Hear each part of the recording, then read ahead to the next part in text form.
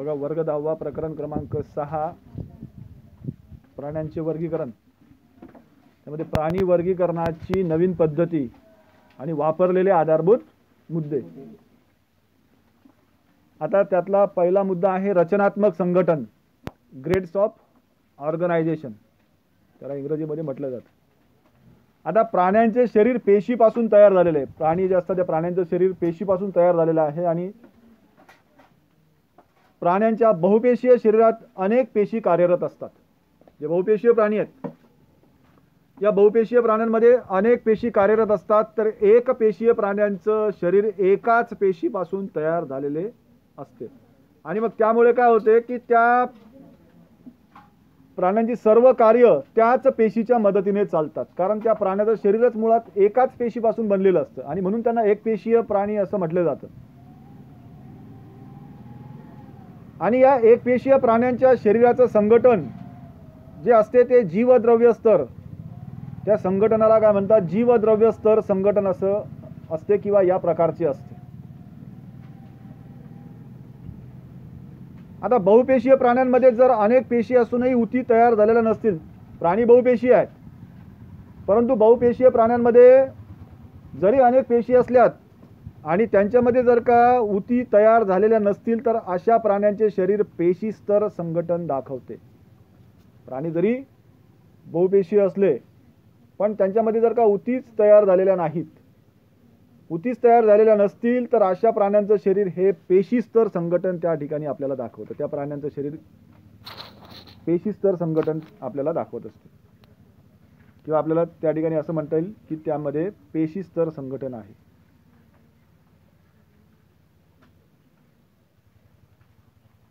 त्याचं उदाहरण जर झालं तर रंध्रीय संघातील प्राणी जे आहेत, ह्या रंध्रीय संघातील प्राणी पेशी स्तर संघटन दाखवतात. लक्षात आलं का? रंध्रीय संघातील प्राणी जे असतात ते पेशीय संघटन दाखवतात. काही प्राण्यांच्या शरीरात पेशी एकत्र येऊन उती तयार होतात. काही प्राणी जे असतात या काही प्राण्यांच्या शरीरामध्ये पेशी एकत्र येतात आणि उती तयार होतात, पेशींपासून उती तयार होतात, कारण उतीच मुळात हा पेशींचा समूह असतो आणि त्या उतींच्या मदतीने शारीरिक क्रिया पार पाडल्या जातात. त्या ज्या उती असतात त्या उतींच्या मदतीने शारीरिक क्रिया पार पाडल्या जातात. अशा प्रकारात पेशी उतीस्तर संघटन असते.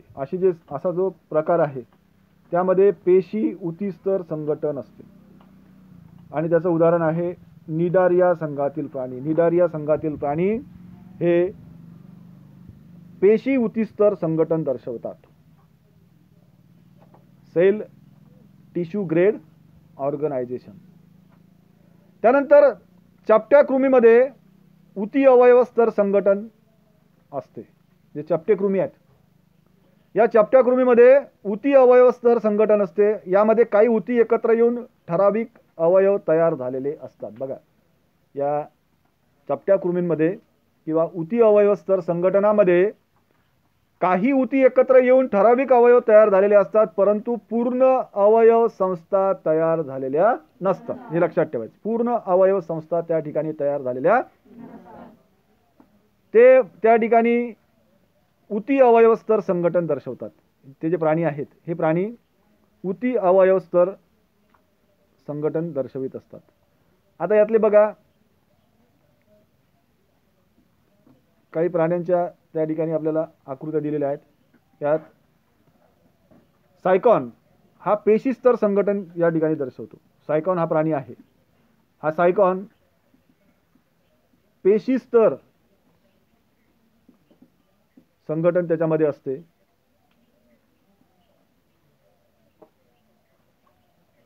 आणि त्यामध्ये हा पाणी बाहेर जाण्याचा मार्ग आहे, त्याला ऑस्क्युला म्हणतात. त्याच्यात ज्या कॉलर पेशी दाखवलेल्या आहेत ती एका कॉलर पेशीची आकृती त्या ठिकाणी आपल्याला दाखवलेली आहे. हा सायकॉन पेशी स्तर संघटन दर्शवतो. त्यानंतर आपल्याला उती अवयव स्तर संघटन प्लॅनेरियामध्ये उती अवयव स्तर संघटन दर्शवलेलं आहे. आता उती अवस्थेमध्ये काय असते, उती एकत्र येतात, ठराविक अवयव सुद्धा तयार झालेले असतात, परंतु पूर्ण अवयव संस्था तयार झालेल्या नसतात. आता याच्यामध्ये अवयव आहेत, परंतु संपूर्ण अशी अवयव संस्था यांच्यामध्ये तयार झालेली नाही. हे प्राणी आपल्याला उती अवयव स्तर संघटन दर्शवत असतात.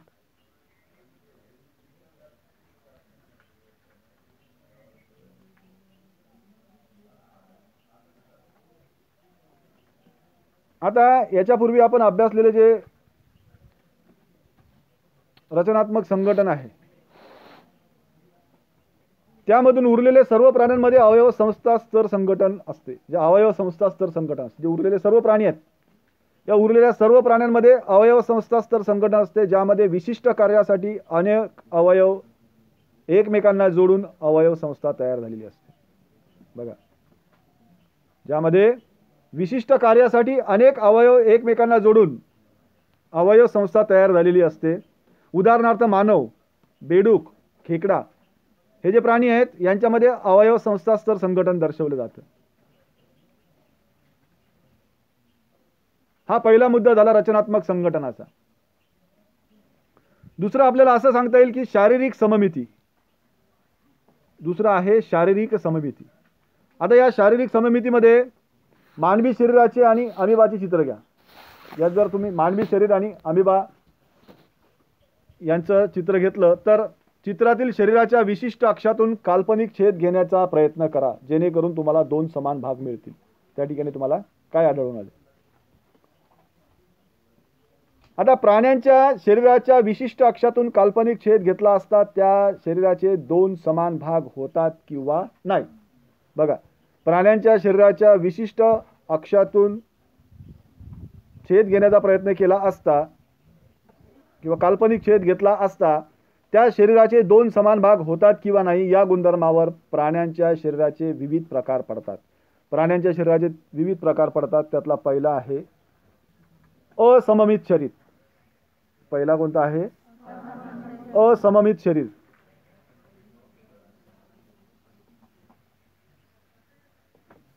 दुसरा अरीय सममित किंवा अरीय सममिती. आणि तिसरा आहे द्विपार्श्व सममित. तिसरा काय आहे? म्हणजे प्राण्यांच्या शरीराच्या विशिष्ट अक्षातून काल्पनिक छेद घेतला असता त्या शरीराचे दोन समान भाग होतात किंवा नाही, या गुणधर्मावर आधारित प्राण्यांचे विविध प्रकार आहेत. त्यातला पहिला आहे असममित शरीर, दुसरं अरीय सममिती आणि तिसरं आहे द्विपार्श्व सममिती. आता याच्यामध्ये बघा, असममित कशाला म्हणायचं? तर असममित अशा प्रकारच्या शरीरामध्ये, जे असममित असतात अशा प्रकारच्या शरीरामध्ये असा कोणताही अक्ष नसतो की ज्यातून छेद घेतल्यास शरीराचे शरीर दोन समान भागामध्ये विभागले जाऊ शकते. असा कोणताच अक्ष नसतो की त्या अक्षातून किंवा ज्यातून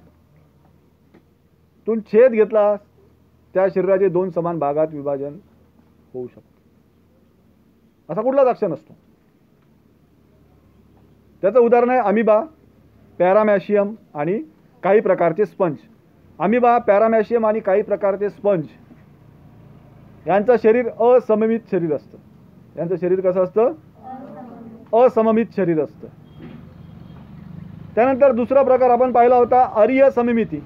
या प्रकारात शरीराच्या बरोबर मध्य अक्षातून जाणाऱ्या कोणत्याही प्रतलातून छेद घेतल्यास दोन समान भाग पडतात. बघा, अरीय सममितीमध्ये शरीराच्या बरोबर मध्य अक्षातून जाणाऱ्या कोणत्याही प्रतलात छेद घेतल्यास दोन समान भाग पडतात. उदाहरणार्थ तारामासा. तारामासा या प्राण्यांच्या शरीराबाबत मध्य अक्षातून जाणाऱ्या 5 वेगवेगळी प्रतले आहेत. त्यातून 5 वेगवेगळी प्रतले आहेत. त्यामुळे 5 वेगवेगळ्या पद्धतीने छेद घेतल्यास दोन समान भाग मिळू शकतात. तारामासा या प्राण्यांच्या शरीराबाबत मध्य अक्षातून जाणाऱ्या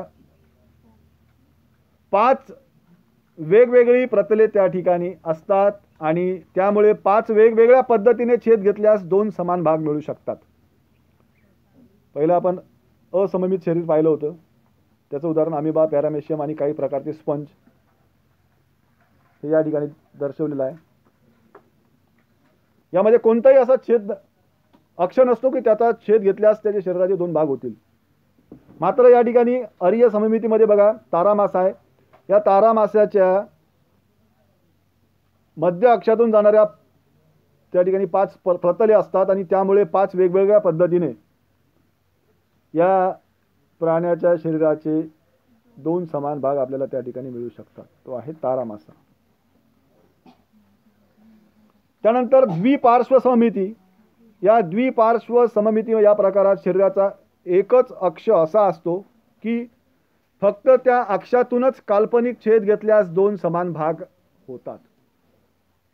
द्विपार्श्व सममितीमध्ये शरीराचा एकच अक्ष असा असतो की फक्त या अक्षातूनच काल्पनिक छेद घेतल्यास 2 समान भाग होतात. त्याचं उदाहरण आहे कीटक, बेडूक आणि मानव. त्याचं उदाहरण काय? कीटक, बेडूक आणि मानव.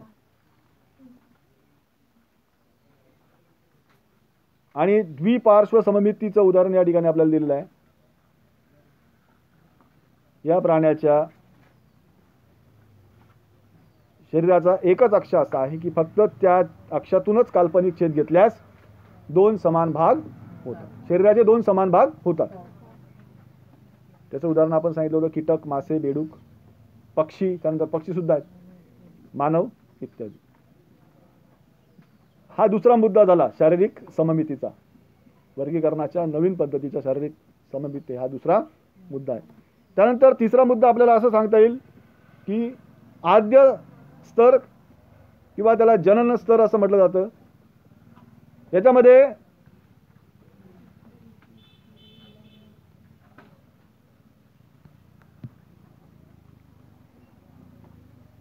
बहुपेशीय प्राण्यांबाबत त्यांच्या भ्रूण अवस्थेतील वाढीच्या सुरुवातीच्या काळात पेशीचे आद्य स्तर तयार होतात. लक्षात ठेवा, जे बहुपेशीय प्राणी असतात या बहुपेशीय प्राण्यांमध्ये त्यांच्या भ्रूण अवस्थेतील वाढीच्या सुरुवातीच्या काळामध्ये पेशीचे आद्य स्तर तयार होतात व त्या आद्य स्तरांपासून त्या प्राण्याच्या शरीरातील विविध ऊती तयार होत असतात.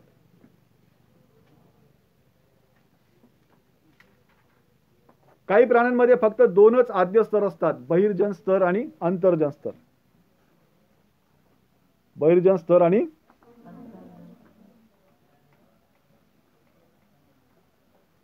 हा बहिर्जन स्तर आहे आणि हा अंतर्जन स्तर असतो.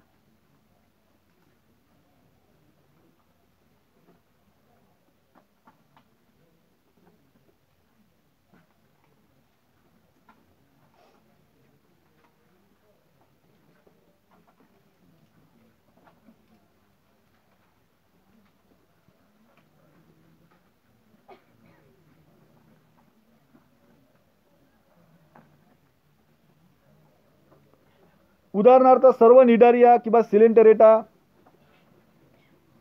संघ. तर बहुतांश सर्व प्राण्यांमध्ये 3 आद्यस्तर म्हणजे वरील दोन्ही. काही प्राण्यांमध्ये 3 आद्यस्तर असतात. त्यात वरील दोन्ही म्हणजे कोणता? बहिर्जन स्तर, आंतर्जन स्तर. बघा, बहिर्जन स्तर, आंतर्जन स्तर आणि त्याच्यासोबत एक मध्यस्तर असतो. त्याच्यासोबत जो असतो तो कोणता असतो? मध्यस्तर असतो. आणि त्यांच्यामध्ये देहगुहा सुद्धा दाखवलेली आहे. ते देहगुहा आपण पुढे पाहणार आहोत. देहगुहा कशाला म्हणायचं. परंतु लक्षात ठेवा, सर्व बहुतांश प्राणी जे आहेत, सर्व प्राण्यांमध्ये 3 आद्यस्तर असतात. बहिर्जन स्तर, अंतर्जन स्तर आणि तिसरा आहे मध्यस्तर. त्यानंतर आता हे देहगुहा आपण पाहणार आहोत. देहगुहा कशाला म्हणायचं.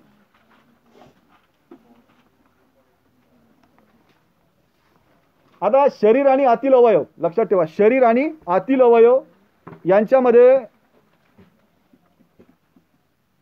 असलेल्या पोकळीस देहगुहा म्हणतात.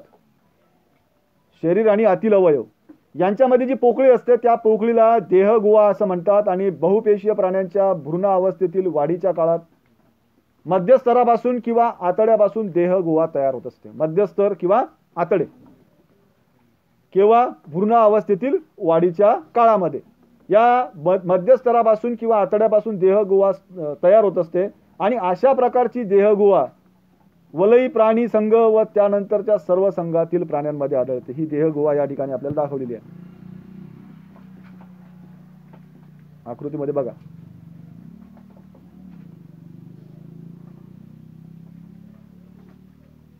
अशा प्रकारची देहगुहा वलयी प्राणी संघ व त्यानंतरच्या सर्व संघातील प्राण्यांमध्ये असते आणि अशा प्राण्यांना सत्य देहगुहा असणारे प्राणी असे जे प्राणी असतात या अशा प्राण्यांना सत्य देहगुहा असलेले प्राणी असे म्हटलं जाते.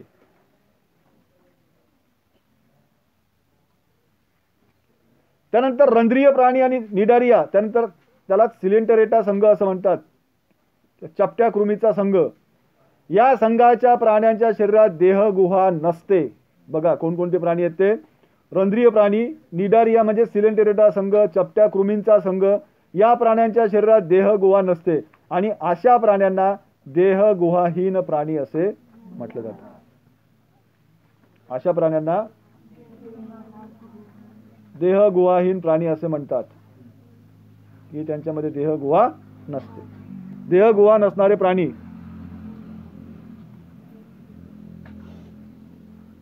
या ठिकाणी तुम्हाला देहगुहा दिसणार नाही, म्हणून त्यांना देहगुहा नसणारे प्राणी असे म्हणतात किंवा देहगुहाहीन प्राणी असं म्हटलं जातं.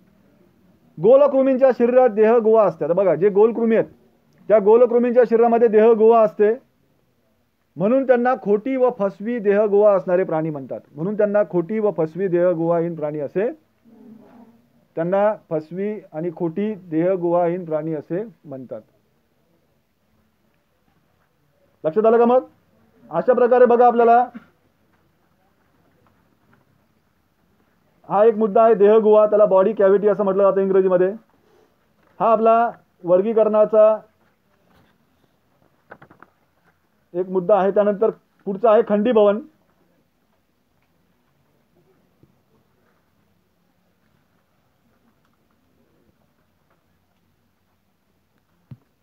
आता जर प्राण्यांचे शरीर छोट्या छोट्या समान भागात विभागलेले असेल, ज्या प्राण्यांचं शरीर छोट्या छोट्या समान भागामध्ये विभागलेलं आहे अशा शरीराला खंडीभवन शरीर असं म्हणतात. आणि त्या प्रत्येक खंडाला काय म्हणतात? खंड म्हणतात. तो जो प्रत्येक खंड असतो त्या खंडाला काय म्हणतात? प्रत्येक भाग जो असतो त्याला काय म्हणतात? छोट्या भागाला खंड म्हणतात. उदाहरणार्थ वलयी संघातील गांडूळ, वलयी प्राणी संघातील गांडूळ, त्याच्यामध्ये शरीर जे असते शरीर छोट्या छोट्या खंडांपासून बनलेलं आहे, छोट्या छोट्या भागांपासून बनलेलं आहे. अशा शरीराला खंडीभवित शरीर म्हणतात. अशा शरीराला काय म्हणतात? खंडीभवित शरीर.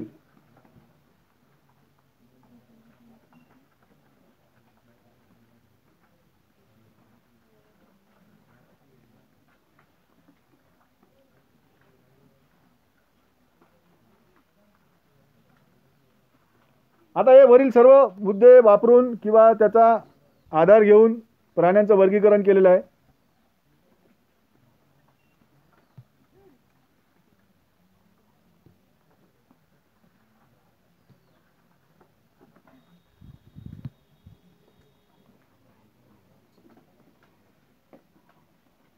सृष्टी,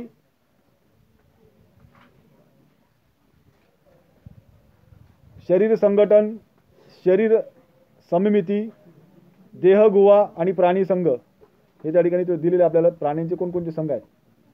बघा आता सृष्टीमध्ये प्राणी सृष्टी पेशीभित्तिका नसलेले बहुपेशीय प्राणी. प्राण्यांमध्ये पेशीभित्तिका नसते.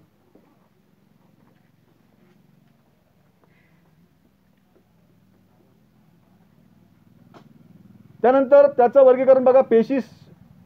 पेशीस्तर शरीर संघटन आणि ऊती अब्लिक अवयव किंवा अवयव संस्था शरीर स्तर संघटन. याचं वर्गीकरण करत असताना शरीर संघटन मध्ये त्याचे दोन भाग पडलेले आहेत. पेशीस्तर शरीर संघटन, ऊती अवयव किंवा अवयव संस्था स्तर शरीर संघटन. त्यानंतर या पेशीस्तर संघटनामध्ये बघा असममित शरीर. पेशीस्तर संघटनामध्ये आपल्याला त्या ठिकाणी दाखवलेलं आहे असममित शरीर. ऊती अवयव किंवा अवयव संस्था स्तर शरीर संघटनामध्ये अरीय सममित आणि द्विपार्श्व सममित त्याचे दोन भाग पडतात.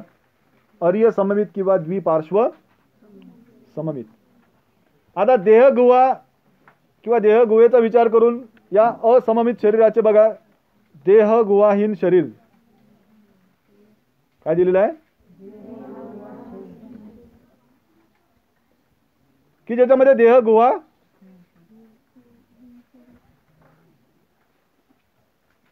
नाही.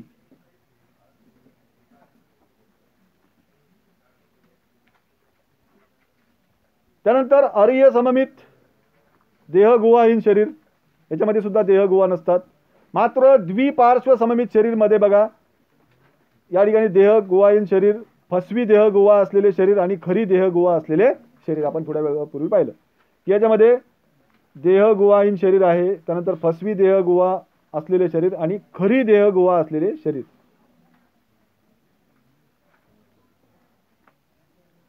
पुढे प्राणी संघाचा विचार केला तर देहगुहाहीन शरीर म्हणजे त्याचा रंध्रीय प्राणी संघ. अर्य सममित मध्ये देहगुहाहीन शरीर म्हणजे निडारिया.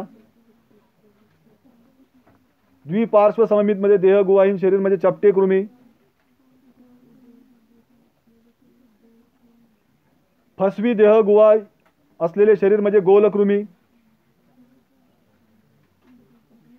आणि खरी देहगुहा असलेले शरीर मध्ये त्या बघा किती प्राणी संघ आहेत. वलई, त्यानंतर संधिपाद, मृदुकाय, कंटक चर्मी,